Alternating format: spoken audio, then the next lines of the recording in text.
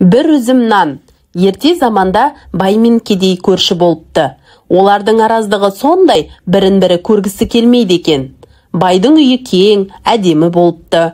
Іші толған алтын мен күміс. Ал кедейдің үйі ағаштан жасалған.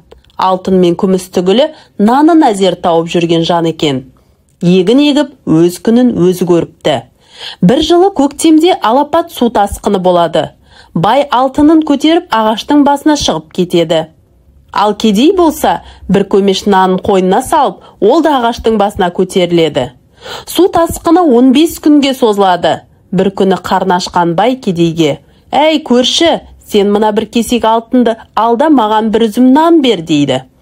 «Жоқ, алтының өзіңе, нан бере алмаймын» деп жауап береді кедей. Екінші күні бай кедейінен тағы да нан сұрайды. «Алтынымның жартысын берейін» дейді ол бұл жолы. «Жоқ, бере алмаймын» деп бұл жолда кедей келіспейді. Ақыры аштан өліп бара жатқан соң шыдамай бай бір үзім нанға барлық алтынын айырбастайтынын айтады. Сонда кедей: «Мен саған нан беремін, өйткені адамдар бір-бірімен барын бөлісу керек. Бір-біріне риясыз сүйіспеншілікпен көмектесу керек. Халқымыз алтын, күміс, тас екен, арпа, бидай, ас екен деп бекер айтпаған».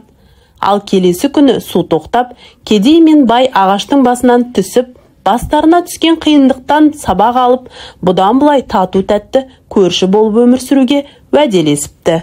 Неліктен адамдар қиын жағдайға тап болғанда бір-біріне көмектесуі керек? Бойында риясыз сүйіспеншілігі бар адамның қандай қасиеттері болады?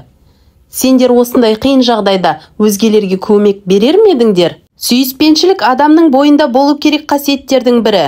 Егер бүгінгі әңгімеміз сіздерге ұнаған болса, арнамызға жазылып, лүпіл басып, пікір қалдырыңыздар.